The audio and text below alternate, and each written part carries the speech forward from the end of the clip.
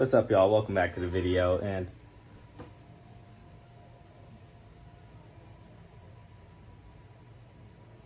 I guess that might have been from the fire down the street. Anyway, so welcome back, and basically we're gonna be starting off this a bit weird. I already have recorded some content, and I recorded myself with the GoPro, and I recorded some footage of me actually pulling the engine out of NUA with the pulling the old engine out, which I've since got rid of with the transmission. But the GoPro footage of me driving with the new shifter got corrupted, so yeah, I was kind of discouraged. And then in the other video, I kept mentioning the shifter and stuff, so it wasn't really all that good. So I'll give you guys some time lapse or some sped up video of me removing the engine of the car, and basically I'll give you guys an update with this video. So let me turn the camera around. All right, so basically I got two things drying. These are for my fuel systems. If I remember, I'll throw a picture somewhere on the screen if I can do it with the phone version of Premiere Rush. But yeah, the K24 is currently in there. I didn't record myself putting this in. I was kind of irritated at the time, but not with the engine, just other things in general. But basically, as you can see, it fits in. Oh, look at all these wires that are in the way.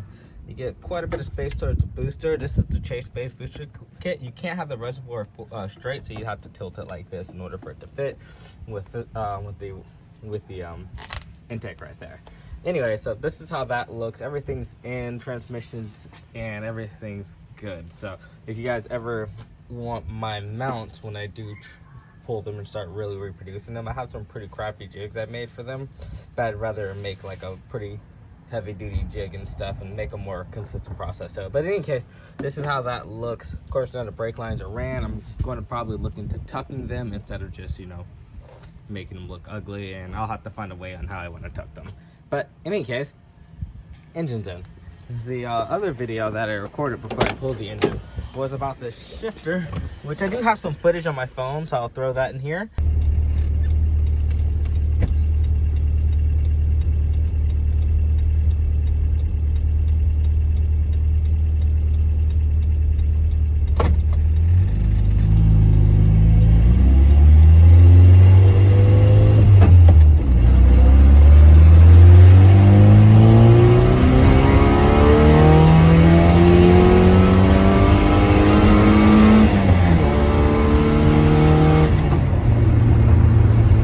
But this shifter is in the car. I did drive it with the old setup, and now it's in with the new transmission. The selector rod is still a single shear selector rod. It's from the I believe I pulled that from it's the longer version of the E46 selector rod. But basically, yeah, so first, second, third, fourth, fifth. So one thing I wanted to mention, and reverse, of course. So one thing I wanted to mention is in the video that I talked about this, when I put this in with my old E21 transmission, one of the problems, let's say I go into first, right? So you guys can see this, like right there, first. You see how that small amount of rebound right there, even though I'm in first? Sorry if my fucking mouth was like falling apart or something.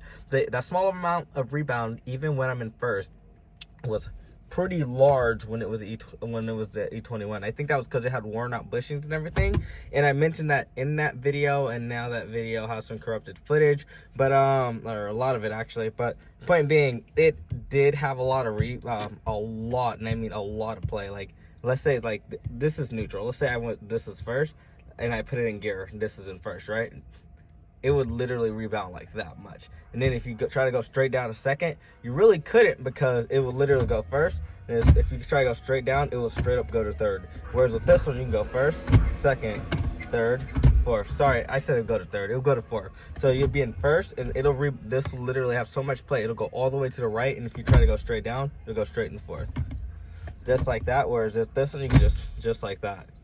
So this spring has a lot of rebound on here, but overall the driving experience with this thing was amazing. In case you guys ever want to get one of these chassis mounted shifters from RTD, this is the carbon fiber one right here, as you can tell, and it bolts straight in. There are 3 bolt holes here. This is my 83 E21, and there are 3 bolt holes. Not sure if it varies by model, but this one had 3, so this bolted right in. And yeah, that's how it fits. So This is gonna house the fuel system. This is where the first filter is gonna go. The second filter is gonna be in here, and that's what we're working on right now.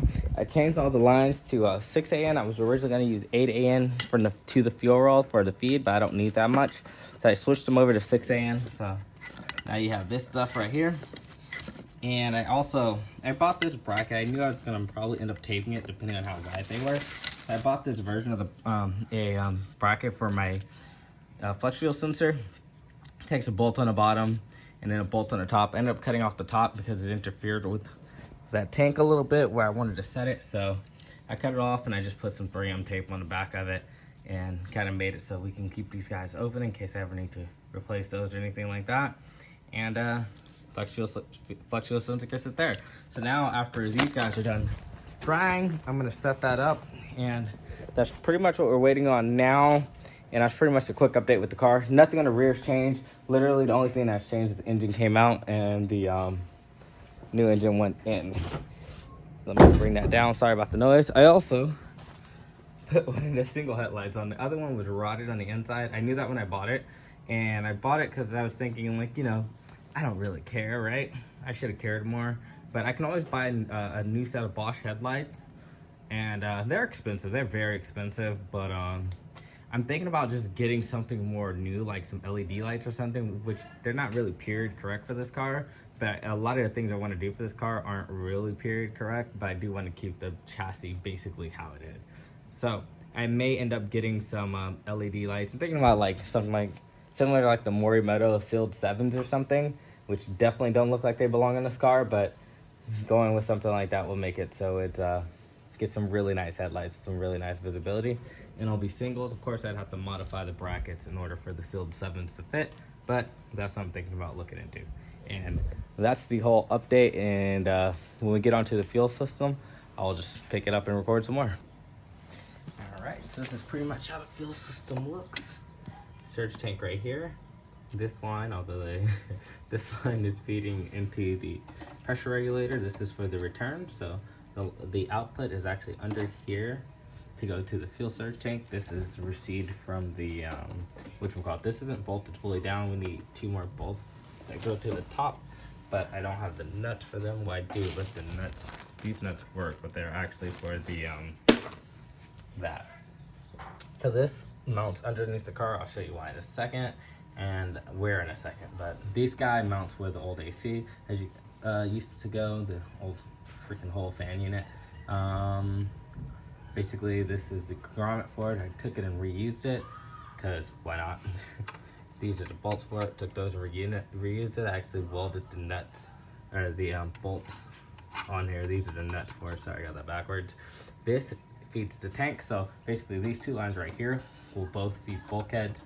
This one may have to come out to the side a little bit, but basically they will both feed into bulkheads. The bulkheads that'll sit right there will feed the frame rail. One will feed, and one is of course the return.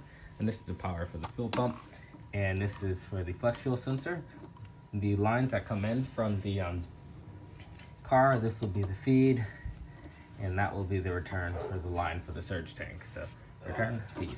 Of course, this has to be the feed because it's going to be where the flex fuel sensor goes. So normally you'd want the flex fuel sensor somewhere where it's not going to add too much, I guess, resistance to your system would be the easiest way to describe it. But for me, most of it's going to be focused on the surge tank. So the actual tank, the pump from the gas tank is not going to have, it's basically going to still be a lift pump. It's not going to have very much resistance, so it doesn't really need to have, this isn't going to affect it very much, basically. It's the easiest way to say it. So that can stay there, and that'll be on the feed line, and then return will be right here, and then of course feed and return. Pretty straightforward, and let me show you where it works in the car.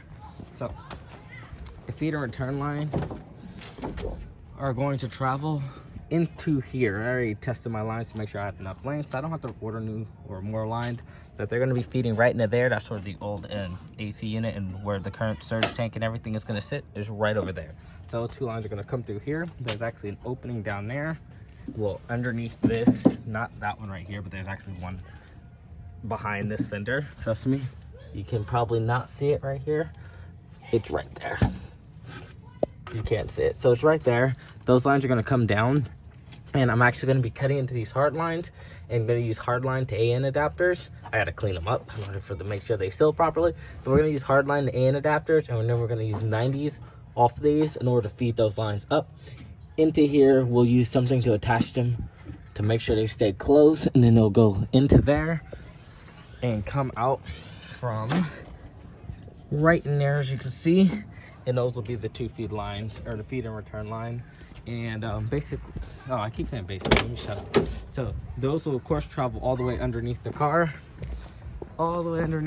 So before I show you where the feed line goes, just know they both end up where this is. I have a M14 to 6AN to plug in right here. So I'm not 100% sure it'll work, but we're gonna try it out. So that's gonna go right there. And the return line is literally just gonna sit with this hose still. We don't have to change anything about this return line. It can stay exactly the same, but this feed line is gonna be different. So these two actually run underneath the car this way. And this one's going to be the output of the second fuel filter, and this is going to be the input. So this is going to go into the fuel filter, and this is going to go out to the fuel filter towards the tank. So that one will be the one that eventually goes in there, up in there as a feed line. And of course, that means this guy under here mounts underneath the car somewhere. So let me show you where this is. Mounts in. For context, this is in, this is out. Not sure why that matters, but yeah, just know. So that guy, I feel like I'm talking too much. But that guy is gonna mount under here. So you see what these isolator bushings are? Ooh, focus. 1, 2, 3. That's gonna mount here. The output's gonna be on this side, input's gonna be on this side, and you can actually see the 2 hoses right here. So this is actually a I forgot the metric size. It's about a 1/2 inch, which makes it probably an 12 millimeter. So this is about a 1/2 inch that will feed into it. I have a fitting coming here that's going to be a 10 AM to a 1/2 inch barb fitting, and so we're just going to use a 1/2 inch hose. We should be able to tighten it over the 12 millimeter side. 12 millimeters is about 0.472 something of an inch, so they are very close. So we're not too worried about that. And then this side is going to turn to a 6AN line, and they're both going to run. That 6AN line is going to be where that M14 to 6AN adapter is going to be. So that's going to plug into there, and that's going to be the part that feeds the tank. And that's pretty much how my fuel system works. It came out pretty nice. I actually like it a lot. It's a really clean setup, and I mean, same with that. So really happy about this. So yeah, I'll catch you guys in the next video. Some of the fittings are here, so I guess in the next video we'll probably be putting actually some of these fittings to use. This is actually the 3 fittings for the hard lines, and there are more fittings in here for the system. I have all the 8AN and miscellaneous fittings in there, and some more of them are coming in the mail, and those won't be here for like they haven't even shipped, and it's just one 180 degree fitting, which would go to the frame rail, and the other one's a 120 degree fitting, which would actually go in there, and that's kind of painful. But if I'll have 2 of the 3 of the 120 degree fittings, and I do have a spare one that's pretty beat up that I can use in case I don't feel like waiting. But the 180 degree fitting is needed in order for me to get ready to set the bulkhead and stuff up. So we'll have to figure out the bulkheads and a bunch of other stuff, but yeah, that's where we're living off.